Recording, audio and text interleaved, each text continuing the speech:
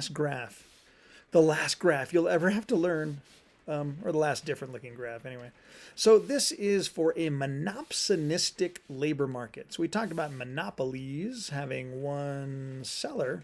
Here, there's only one buyer. So this is the town where there is one employer. There is one company in town and everybody works for the company. And if you think that's not realistic, keep in mind that me, the one doing this video thing, I am a teacher. And in Lee Vining, currently, there is only one hirer of teachers, and that is the Eastern Sierra Unified School District. So I kind of work in a monopsony. And you'll see that a lot of businesses are a little more kind of monopsonistic than they are monopolistic. So we got one buyer. So the monopsony graph looks a little different and works a little bit differently, right? So we've got our regular old supply and demand sitting right here. So you would think, all right, supply and demand, the wage for this market is going to be,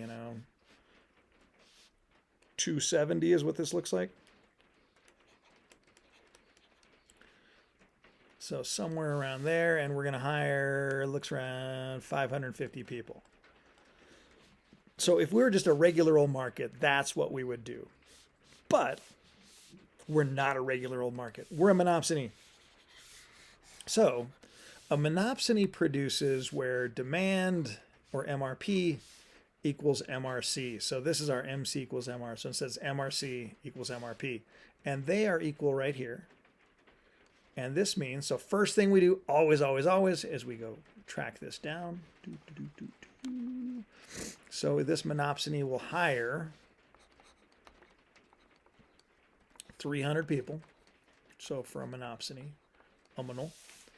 and this would be if it's competitive. We'll write them both down. Sneeze coming. Ooh. Yikes, excuse me. All right, so in a competitive market, we just saw this. So 270, we said, would be the going wage. And we were going to hire 550 people.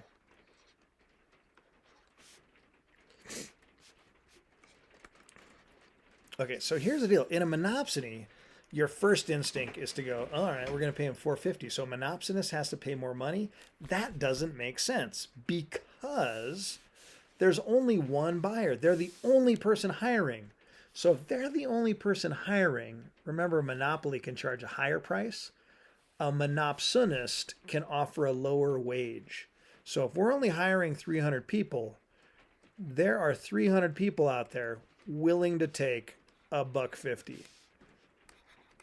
I got to update these numbers because nobody's going to work for $1.50. Not in the United States anyway. So let's see what we got here because it's going to ask us these questions down here. So another name for the marginal revenue MRP curve, it's demand. We discussed that earlier. Why is it downsloping? Again, this is all a rehash. So demand. Why is it downsloping? Diminishing marginal returns. The more people you hire, kind of less you get you. Also substitutions. We can hire robots at a certain point if the workers get too expensive. Also income effect because we only have a finite amount of money. Why is it upsloping for the monopsonist? So the supply curve for the monopsonist is upsloping. This is for a little bit different reason. And that is the monopsonist is what's called the monopolist is a price seeker. The monopsonist is a wage seeker. They don't know what the right price is for their labor. They're really not sure. So they're willing to pay higher amounts kind of at different amounts. So let's go to here. So on our next page here. So the next thing is why do they have two lines? Because before we only had one line and now we have two lines. What's up with that? And I can kind of reverse engineer this, but essentially what's going on is every time a monopsonist hires more people, they have to pay them more money. A monopolist, or I mean, sorry, a perfect competitor for labor, it's just there's supply and demand, and that's what the market wage is for that type of worker. So a monopsonist, the more workers it hires, the more it has to pay. So, for example, these first 100 workers right here, right? If they're hiring 100 workers, they're going to pay them. So let's make a quick chart over here. So wage, if the wage is 50 cents, they're going to hire 100 workers. So number, and then we can get a total cost out of this. So if they're just hiring workers, they've got to pay $50 in workers. All right, so that's fine right there. But if they want to hire 200 workers, they have to pay them $1 each. So 200 workers cost $1, and now their total cost is $200. So that didn't go up by 100; that went up by 150. That's more. If they want to hire 300 workers, it's going to cost them $1.50 each. And 150 times 300, so that's going to cost them $450. So again, it didn't go up $100; it went up $250. So this MRC, again, this difference. 150, 250, and it's so this number is going to be higher. This MRC here is going to be greater than this number of workers. So this is our supply of workers, and if we're going to hire more of them, we have to pay them more money. So that's why this is a convoluted way of just saying that as more workers are hired, MRC increases faster than number of workers hired. So MRC increases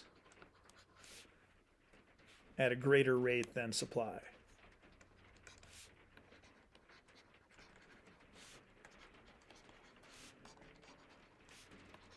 And to make this make more sense, the more workers you hire, the more you have to be willing to pay them. So that number is going to jump higher than the rate of supply. Anyway, so we did 5 and 6 already. If we're competitive, we were going to pay $270, right?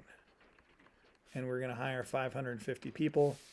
But because we're a monopsonist and we're the only people in town hiring, we're going to hire people for $1.50 each. And we're only going to hire 300 of them. So a monopoly produces fewer than society wants and charges a higher price. A monopsony is going to pay a lower wage and hire fewer people. So it's going to pay a lower wage and hire fewer workers. So let's say we add a minimum wage on here. So let's say, hey, monopsonist, you can't get away with paying people $1.50. That's not right. So let's delete our numbers here. And if we make a minimum wage right here at $3, so they have to pay $3. So here's what they're going to do. They will, if you're working in monopsony, they will produce at demand. So a monopsonist will pay their workers $3 because they're forced to. So for a $3 minimum wage, they will hire 500 workers. Because, again, that's where their demand lays anyway. So, is a minimum wage in a monopsony a good thing? The workers are getting paid twice as much, and more of them are going to get hired. So, we're going to have 500 workers a day, and they're going to get paid $3. And it's 3 because that's what the government says it is. So it's going to increase its employment. So the minimum wage law will usually increase employment in a monopsony.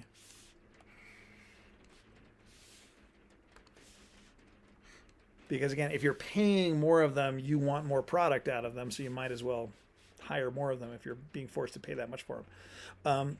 And then the second bit is, are most labor markets, are they monopsonies or perfect competition? Think of jobs out there, and if you want to take a job, Are there people bidding for your labor, or is pretty much there's really only one place you can go work?